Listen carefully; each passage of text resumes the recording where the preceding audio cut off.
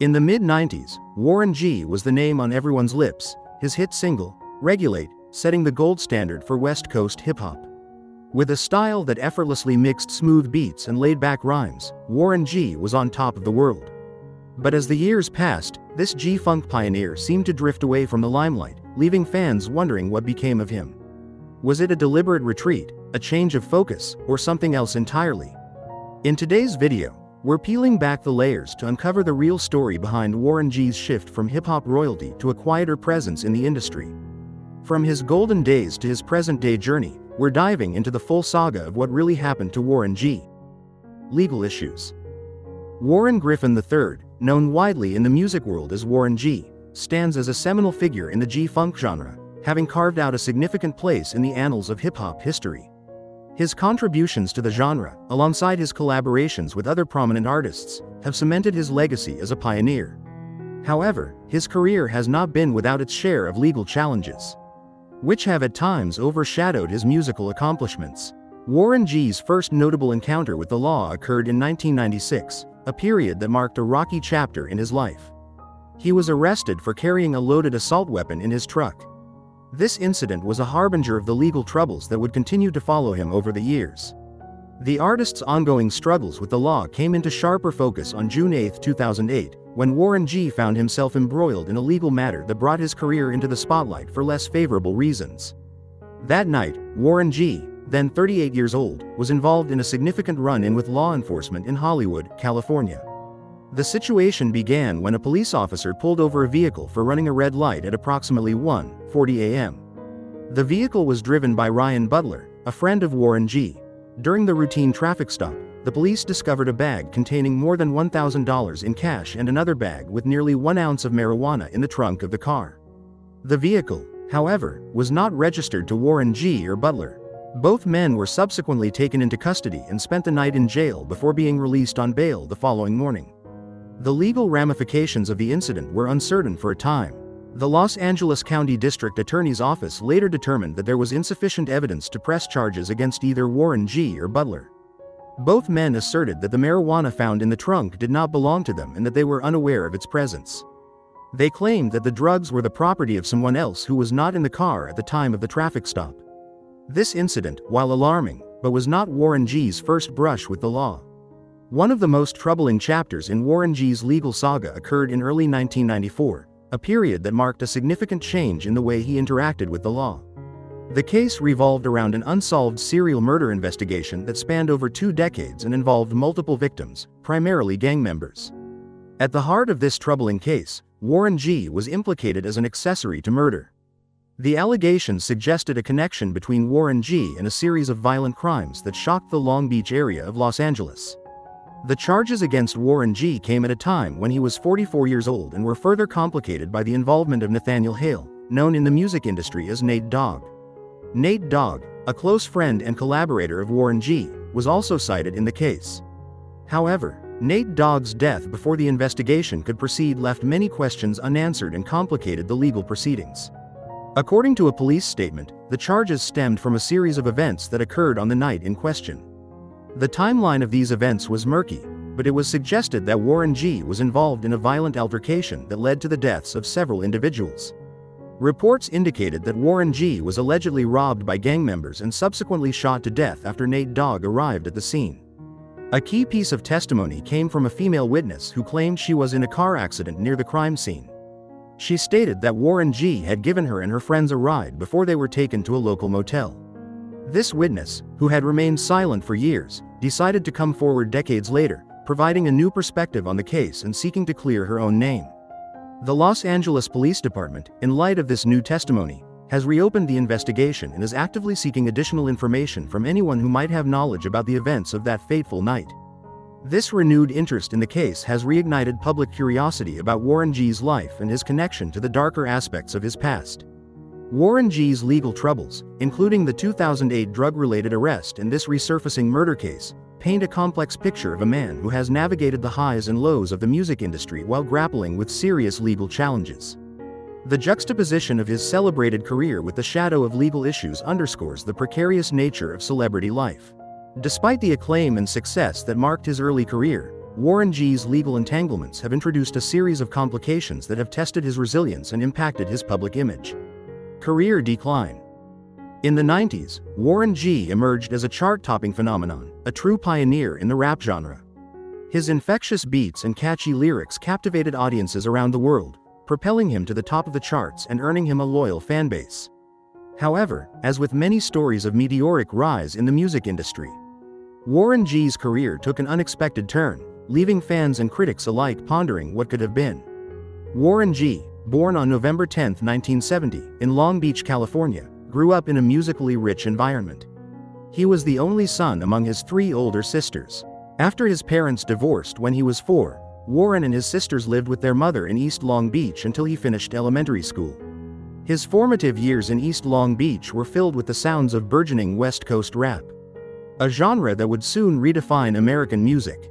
Just before he began middle school, Warren moved to North Long Beach to live with his father, Warren Griffin Jr., and his new family.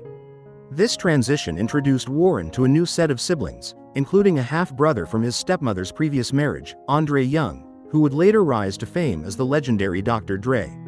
This familial connection would become a pivotal element in Warren G's future career. As a teenager, Warren G honed his skills as a DJ, spinning tracks at local parties and events. His talent for blending beats and creating a unique sound quickly set him apart. However, it wasn't until he reconnected with Dr. Dre that his career truly began to ascend. Recognizing Warren G's talent and potential, Dr. Dre invited him to join his record label, Death Row Records, a powerhouse in the rap industry. Warren G's breakthrough came with the release of his debut album, Regulate, G-Funk Era, in 1994 under Violator Records. The album's lead single, Regulate, featuring Nate Dogg, became a defining anthem of the G-Funk era. The track was also featured on the soundtrack of the film, Above the Rim, and was released as a single, quickly ascending the charts. Regulate peaked at number 2 on the Billboard charts, propelling the album to the same position. The success was phenomenal. The album went triple platinum, and another single from the album, This DJ, also became a top 10 hit. Following the monumental success of Regulate, Warren G continued to dominate the airwaves with his subsequent releases. His sophomore album, Take a Look Over Your Shoulder, was released in March 1997 and certified gold by May, selling 500,000 copies. This period solidified Warren G's reputation as a respected artist and a sought-after collaborator. He worked with some of the biggest names in the industry, including Tupac Shakur, the Notorious Big, and Jay-Z, leaving an indelible mark on the rap scene. Warren G's third album, I Want It All, released in October 1999, continued his streak of success, achieving gold certification within the same year. His music was not the only aspect that captivated audiences. His larger-than-life personality and charismatic stage presence made him a fan favorite. Warren G's smooth moves and natural demeanor on stage left audiences in awe, cementing his status as a cultural icon. Fame, as many have learned, can be a double-edged sword. For Warren G, the very success that propelled him to the top of the music industry also set the stage for his rapid decline. As he basked in the glory of his achievements, Warren G had no idea that the industry that made him a star would soon become the source of his downfall. Behind the scenes, a series of challenges and setbacks were brewing, threatening to dismantle the foundation of his once thriving career. The late 1990s and early 2000s were a tumultuous time for the music industry. The rise of digital piracy and illegal downloading severely impacted record sales, leaving artists and labels scrambling to adapt to the rapidly changing landscape. Warren G, like many of his contemporaries, found himself caught in the crossfire. As album sales declined, so did the financial stability he had enjoyed during the peak of his career. The lavish lifestyle he had grown accustomed to was no longer sustainable, and he faced mounting debt and financial pressure. Compounding these professional struggles were personal challenges that began to surface. Reports of strained relationships with family and friends painted a picture of a man struggling to maintain balance amidst the chaos of fame and financial stress. The pressures of the industry and the turmoil in his personal life took a toll on Warren G's creativity and drive. His subsequent albums failed to resonate with audiences as his earlier works had, leading to declining sales and diminishing critical acclaim. As the music industry transformed, Warren G struggled to find his place in a drastically changed landscape. New artists with fresh sounds and innovative approaches were taking center stage, making it increasingly difficult for him to recapture his former glory. Despite his efforts to reinvent himself, Warren G faced an uphill battle against an industry that had moved on. The decline of Warren G serves as a stark reminder of the fleeting nature of fame and success. His story underscores the volatility of the music industry, where rapid technological changes and shifting consumer behaviors can quickly alter the fortunes of even the most successful artists. Warren G's journey from stardom to struggle highlights the importance of adaptability and resilience in an ever-evolving industry. Conflict with Suge Knight. The West Coast hip-hop scene during the early 1990s, few artists stood out as much as Warren G. Hailing from Long Beach, California, Warren G quickly made a name for himself with his smooth voice, catchy rhymes, and unique blend of G-funk and West Coast hip-hop. His undeniable talent and distinctive style caught the eye of many, but it was the powerful and influential CEO of Death Row Records, Suge Knight, who saw significant potential in the rising star. Death Row Records was a powerhouse in the rap industry, boasting a roster of iconic artists such as Dr. Dre, Snoop Dogg, and Tupac Shakur. The label was at the forefront of the West Coast rap movement, producing hits that defined the era and left an indelible mark on the music world. For a burgeoning artist like Warren G, signing with Death Row Records could have been a game-changing move, providing him with unparalleled opportunities for fame, money, and crucial industry connections. However, the opportunity to join Death Row came with significant strings attached. Suge Knight's label was known not only for its success but also for its aggressive business tactics, controversial deals, and frequent legal troubles. Aligning with Death Row meant gaining the backing of one of the most influential figures in the industry, but it also meant potentially sacrificing artistic freedom and independence, values that Warren G held in high regard. Warren G was acutely aware of the music industry's double-edged nature. He had witnessed the controversy and power struggles surrounding Death Row Records and understood the risks involved. Despite the allure of the fame and fortune that could come from signing with such a powerful label, Warren G faced a life-changing decision: should he prioritize potential success or maintain his artistic integrity? In the end, Warren G chose to turn down the offer from Death Row Records. This decision was not made lightly, as it meant foregoing the immediate benefits that could come from aligning with Suge Knight. However, Warren G valued his artistic freedom and independence above all else. He believed in his ability to carve out his own path in the industry, even if it meant facing greater challenges. Warren G's decision to reject an offer from Death Row Records reverberated through the industry. Suge Knight, the formidable and influential CEO of Death Row, viewed this move as a personal betrayal. The music scene buzzed with rumors and speculation about the brewing feud between the two prominent figures. The tension was palpable, with each side poised to defend its interests and reputations. It was like a ticking time bomb, man, one insider commented, highlighting the inevitable clash that was bound to occur. Suge Knight, known for his aggressive business tactics and strong-arm methods, was incensed that Warren G chose independence over joining the Death Row family. The escalating tension reached a boiling point, culminating in a dramatic and fateful confrontation at Death Row Records headquarters. On that charged day, Warren G found himself face to face with the towering figure of Suge Knight, who was seething with anger and a sense of betrayal. The atmosphere crackled with intensity as the two men locked eyes, emotions running high. Suge, with his imposing presence, grabbed Warren G and pushed him against the wall, demanding answers for the perceived slight. He couldn't comprehend why Warren G would turn down such a lucrative and prestigious opportunity. The confrontation was tense and could have escalated into deadly violence if not for the intervention of Warren G's entourage. One of Warren's associates, armed and ready to defend him, stood by his side. Recognizing the gravity of the situation, Warren G attempted to defuse the tension. He managed to convince Suge Knight to let him go, but the encounter left an indelible mark on both men, forever altering the course of their relationship. In subsequent interviews, Warren G shed light on the tumultuous dynamics between him and Suge Knight. The incarcerated music mogul, known for his volatile temper, had harbored resentment towards Warren G for achieving success without the backing of Death Row Records. This animosity was exacerbated when Warren G advised Snoop Dogg not to sign a particular record deal offered by Suge Knight, further straining their already fraught relationship. Warren G recounted a particularly harrowing incident in a later interview, revealing the extent of the confrontation with Suge Knight. During a heated altercation, Suge approached Warren G aggressively, confiscating his belongings without warning. At that moment, with a loaded Glock 40 on his hip, Warren G faced the possibility of dire consequences if he chose to retaliate. The rapper admitted he had the potential to pull out his gun and open fire, but the situation was already fraught with tension. Reflecting on the incident, Warren G. described how he quickly escaped the escalating conflict when Suge Knight urged others to intervene. The tense atmosphere underscored the volatility of the encounter, leaving Warren G. to ponder the precarious nature of his career and personal safety. The conflict with Suge Knight remains a pivotal chapter in Warren G.'s career.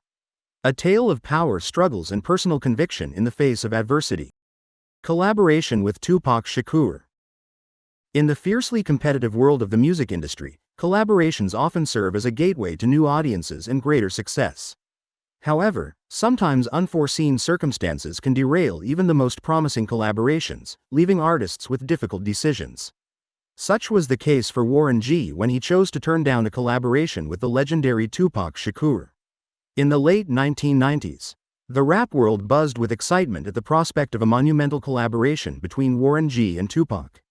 Both artists, hailing from the West Coast, had distinct styles and lyrical prowess that resonated deeply with fans worldwide. The anticipation was palpable, with many envisioning a groundbreaking track that would further cement their places in hip-hop history. However, fate had other plans. The story begins at Can-Am Recorders, an infamous studio in Hollywood owned by Death Row Records.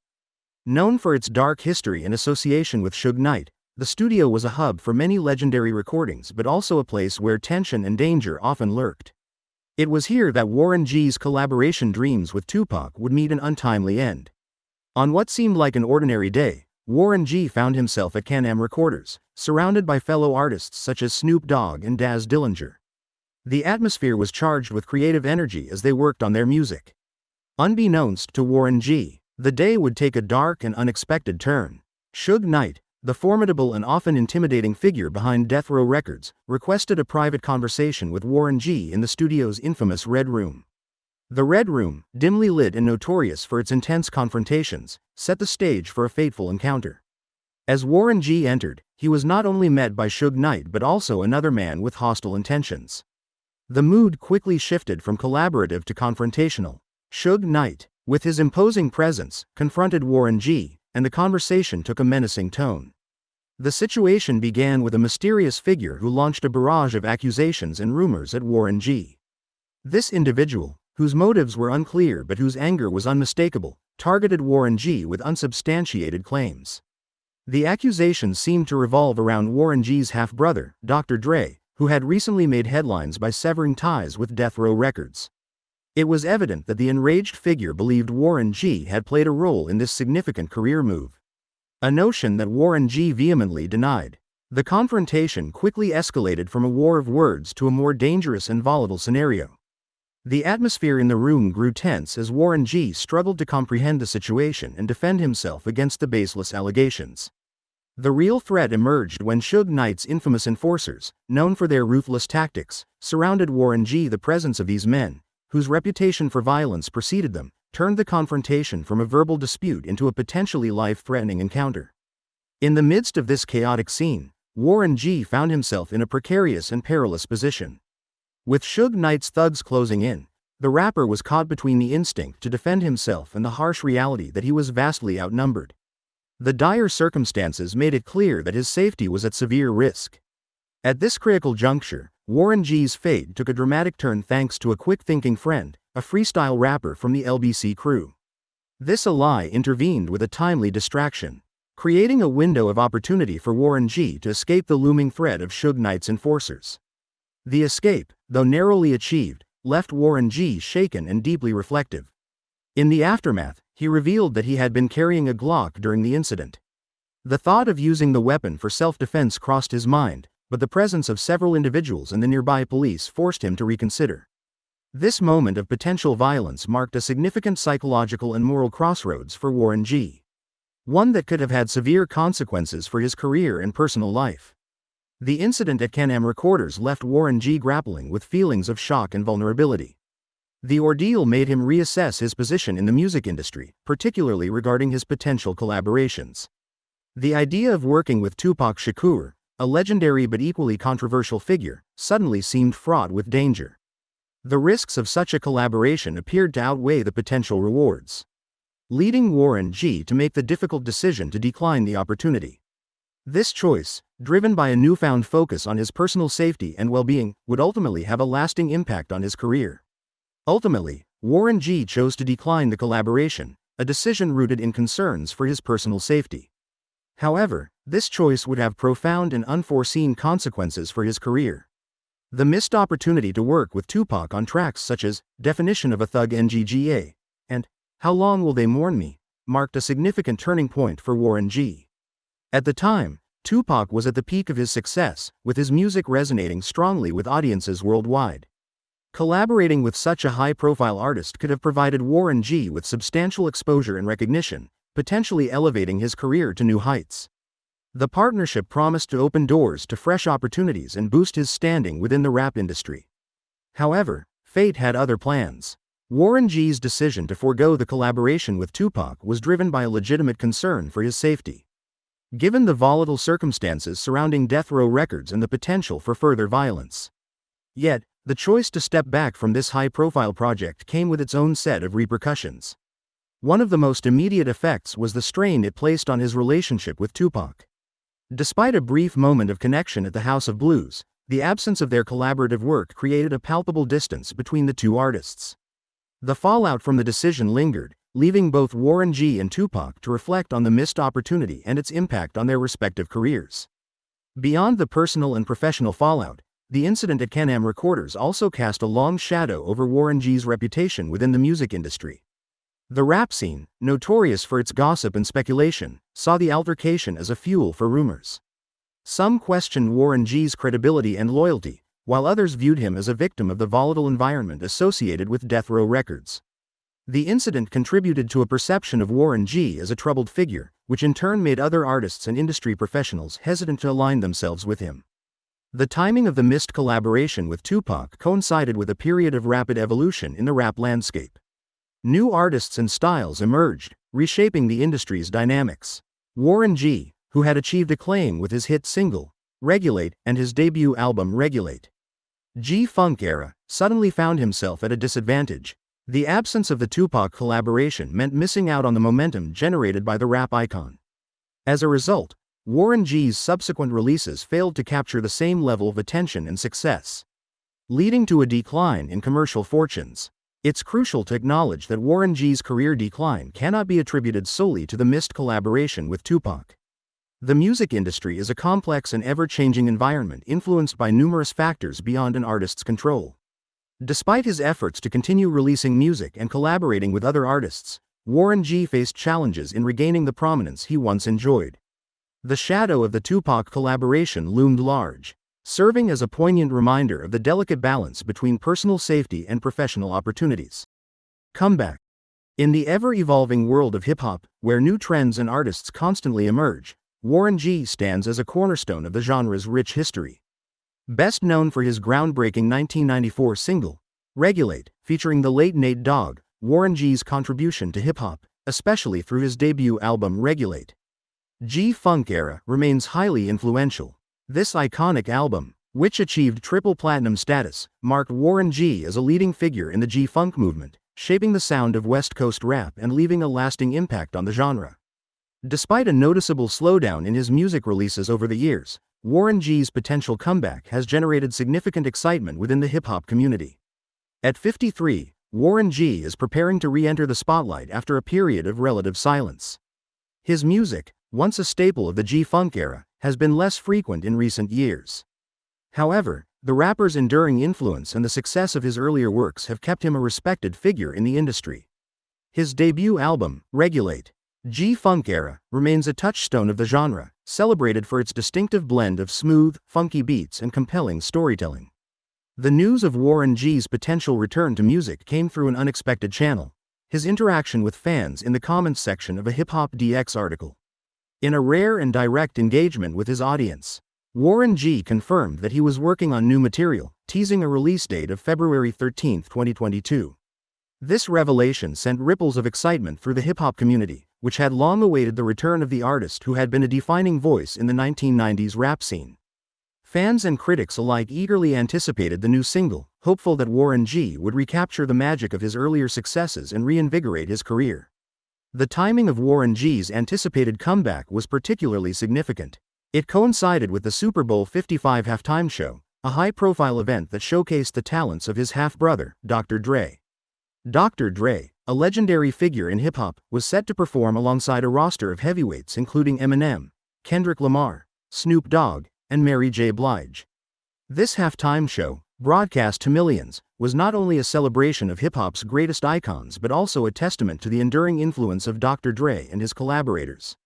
Dr. Dre and Snoop Dogg have played pivotal roles in Warren G's career, contributing to the development of the West Coast hip-hop scene and fostering a family dynamic that extends beyond mere professional collaboration. In a revealing interview with The Breakfast Club in October 2021, Snoop Dogg shed light on an intriguing aspect of Warren G's musical journey. He disclosed that he, along with Corrupt and other prominent figures, played a crucial role in the creation of Warren G's seminal album Regulate.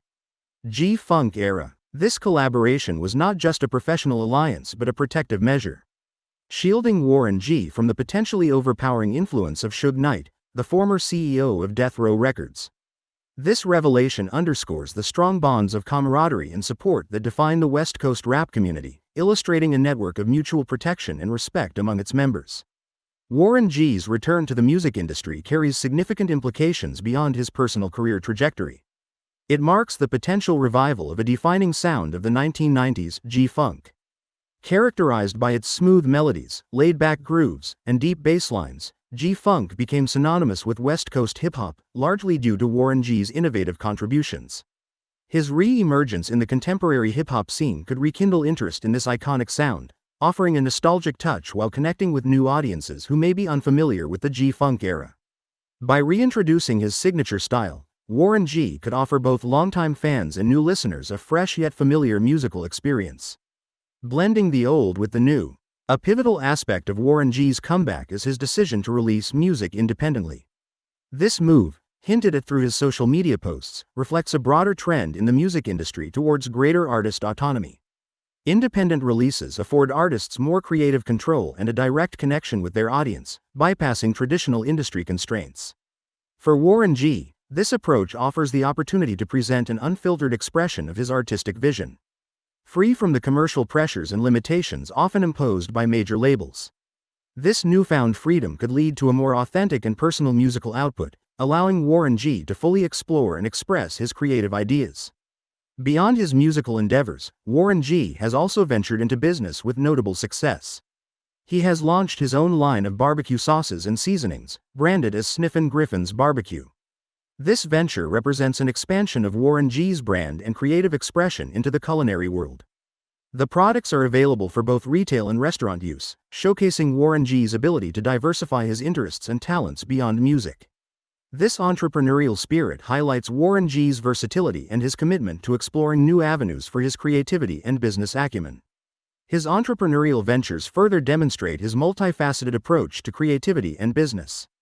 As he prepares for this new chapter, Warren G's comeback embodies a rich narrative of resilience and evolution, reflecting both his enduring influence on hip-hop and his ability to adapt and thrive in an ever-changing industry.